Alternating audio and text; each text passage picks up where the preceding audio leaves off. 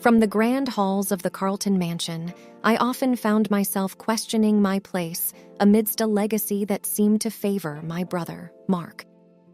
The journey I embarked on, driven by my desire to be more than just the overlooked daughter of a grand lineage, was fraught with challenges, doubts, and unexpected turns.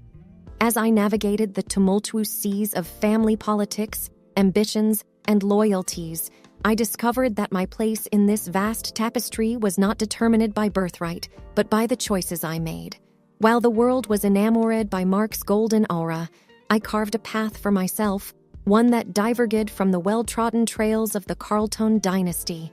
It led me to humble beginnings, despite the family's vast wealth, and eventually to the creation of a venture that was solely mine.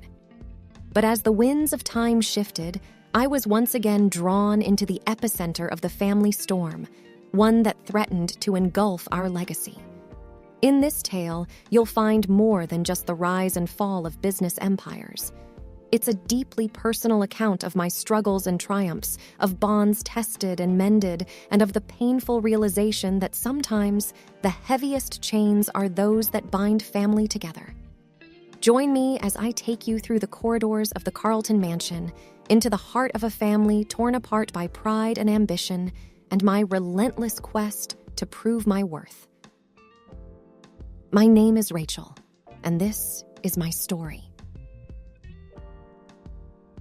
The ornate hallways of the Carlton Mansion echoed with the hollow sound of my footsteps as I trudged towards my room. I knew those long corridors too well.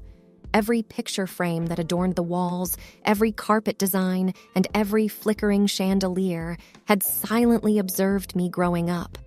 But it often felt like the mansion itself knew me better than my own parents did. While the Carlton name was one to be reckoned with in high society, no one really knew about me, Rachel Carlton, the older sister, the overlooked daughter. Whenever I entered a room, it was as though a shadow had walked in, never the heiress of the Carlton fortune. I have to make it on my own, I often said to myself, standing in front of the mirror in my room. There, staring back at me, was a young woman with fire in her eyes and determination in her posture. Not the fragile, overshadowed girl everyone assumed me to be. From the age of 16, I worked part-time jobs, despite having a trust fund large enough to buy several houses. I waited tables, babysat, and even took up a short stint at a bookstore. Every dime I earned went into a separate account, untouched by the Carlton name. It was my way of proving that I wasn't just the other Carlton child. I was my own person. On weekends, when I returned from my jobs, the house was always alive with the sounds of laughter and music, but it was never for me. My parents would throw lavish parties, but I was merely a part of the background. It was always about Mark, my younger brother. Mark, with his blonde hair and cherubic smile, was the apple of my parents' eyes. I remember when he was born, the mansion seemed to light up with joy. There were constant celebrations, baby showers, and even the media was abuzz with the birth of the Carlton heir. While I tried not to resent him, I often caught myself looking at Mark, thinking, why him? Why not me? It wasn't his fault, of course. He was just a child, happily oblivious to the dynamics of our dysfunctional family. One evening, as the sun cast long, melancholic shadows in my room, I overheard a conversation between my parents. Their voices were hushed, but the mansion's acoustics betrayed their secrecy. I just don't understand why she insists on working those menial jobs. My mother's voice was laced with frustration. It's just a phase, dear, my father replied calmly. She'll grow out of it. A phase? Is that what they thought? My entire struggle to establish my identity was just a passing whim in their eyes. I had to show them, and the world, that I wasn't defined by the wealth and prestige of the Carlton name. I was Rachel, and I had a voice that deserved to be heard. Determined, I decided to take on a new challenge, something that would push me out of my comfort zone. A project that would define Rachel Carlton, not by her family's wealth, but by her own grit and talent.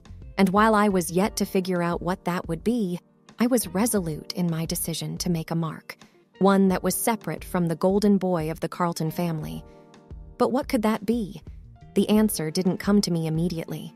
It was during one of my shifts at the bookstore when I stumbled upon an old, dusty book about community service and making a difference. The ideas and stories inside it ignited a spark in me. Maybe, just maybe, I had found my purpose. And as days turned into nights and the pages of the calendar flipped, I found myself immersed in a world far removed from the glitz and glamour of my family's lifestyle. But this new world, though challenging, gave me a sense of purpose and identity that the Carlton Mansion never could. As I laid the foundation for my project, little did I know that this journey would not only change my life, but would also challenge the very fabric of the Carlton legacy. And it was just the beginning. Years quickly slipped away as I engrossed myself in my newfound purpose. My project, which initially began as a simple community outreach program, quickly gained momentum and evolved into a full-fledged nonprofit organization.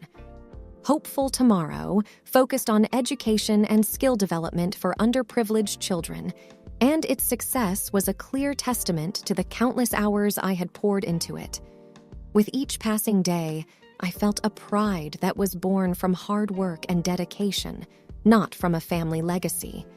My name began to appear in newspapers, not as Rachel Carlton, the overlooked Carlton daughter, but as Rachel, the founder of Hopeful Tomorrow. It was a distinction that meant the world to me. However, as my star was rising, dark clouds loomed over the Carlton empire. It was a crisp autumn evening when the news broke out. Mark, with his boyish charm and natural charisma, had been handed the reins of the family business. The announcement wasn't surprising. The society columns had been speculating about it for weeks. Yet, the rapid downfall that followed was nothing short of shocking. I remember the morning when I picked up the newspaper, the headlines screaming about the Carlton Empire's imminent bankruptcy. Poor decisions, unchecked investments, and allegations of embezzlement surrounded Mark's name. The golden boy of the family had, in a matter of months, squandered a legacy that took generations to build. My parents were devastated. The media was relentless, and their darling son was now the pariah of the business world. As for me, while part of my heart ached to see my family's name tarnished, another part felt vindicated. All those years of being overshadowed, of being the invisible child, had culminated in this moment. But I wasn't one to bask in another's downfall. Harnessing my success and the substantial personal wealth I had amassed over the years, I took a bold step. I started Carlton Revive, Inc., a company aimed at resurrecting the crumbling family business. While many saw it as a foolhardy endeavor, I saw it as a challenge. A chance to not only restore the family name, but also to prove my worth once and for all. It was not easy. The task at hand was Herculean. Days turned into nights, nights into days, as I grappled with debts, angry creditors, and a demoralized workforce. But where Mark had failed, I thrived. My experiences, my failures, my time away from the Carlton shadow had all prepared me for this. During this tumultuous time, Mark and I crossed paths more frequently than we had in our entire lives. Our conversations, once filled with veiled envy and silent resentments, now took on a different tone. "I'm so sorry, Rachel," Mark said one evening, genuine remorse in his eyes. We stood in the now nearly empty Carlton Mansion, the tangible signs of the family's decline surrounding us. "You should have never been put in a position to clean up my mess," he continued, voice breaking. "It's not just about cleaning up, Mark. It's about proving that being a Carlton doesn't mean we're entitled. We have to earn our legacy," I replied, my voice firm. As the months passed, Carlton Revive, Inc. started showing signs of turning the tide. Slowly but steadily, the family business was pulled out from the brink of destruction. And as the Carlton name regained its former glory, I realized that I had not only rebuilt a company, but also mended the fractured bonds of a sibling relationship. Mark, humbled by his failures, became my strongest ally, supporting me in every endeavor. Together, we embarked on a journey, not as rivals, but as two siblings united in their goal. And while the world saw the resurrection of the Carlton Empire, I saw a personal victory. The world that had once dismissed me had no choice but to recognize my worth. And in that recognition, I found my redemption. The Carlton Mansion, once echoing with the distant laughter and the clinking of crystal glasses, now wore a cloak of somberness. 2 years had passed since the rise of Carlton Revive Inc., and much had changed. My relationship with Mark had transformed from distant to close-knit, yet the shadow of the past still loomed large. Our mother's birthday was always a grand affair. She had a penchant for luxurious celebrations. And despite the roller coaster of emotions and events the family had experienced, this year was no different. The mansion was abuzz with preparations, floral arrangements, gourmet food, and an orchestra setting up in the grand ballroom. Guests from high society were expected, and every detail had to be perfect. The evening began on a cordial note. Soft conversations, bursts of laughter, and the melodious strains of the orchestra filled the air. Mark and I exchanged pleasantries, reminiscing about childhood memories and shared experiences. The bond felt stronger than ever.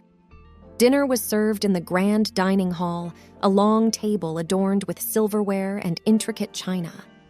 It was during the dessert course, with the golden glow of the chandeliers reflecting off the crystal glassware, that our mother cleared her throat, drawing everyone's attention.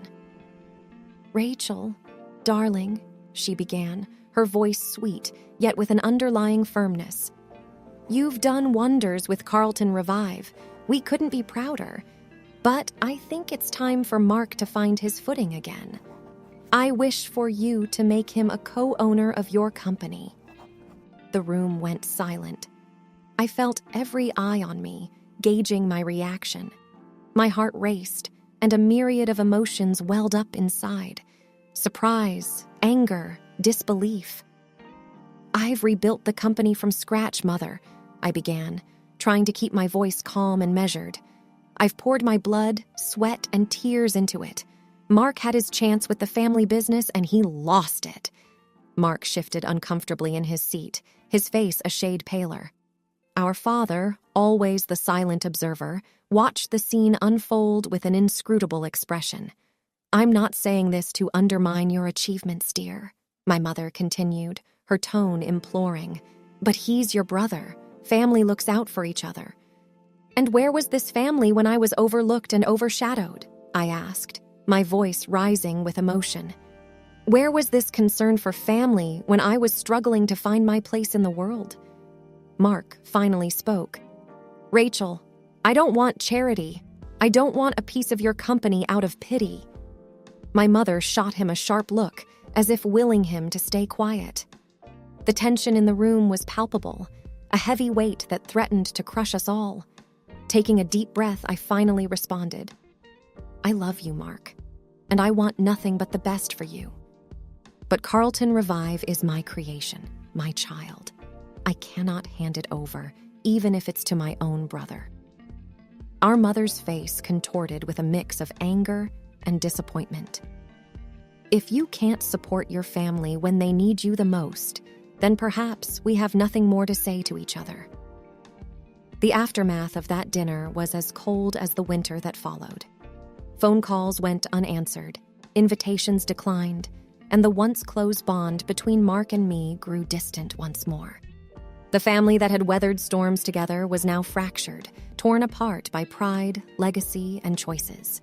And as I walked the corridors of the mansion that had witnessed my highs and lows, I realized that sometimes the cost of standing up for what you believe in could be the very ties that bind you.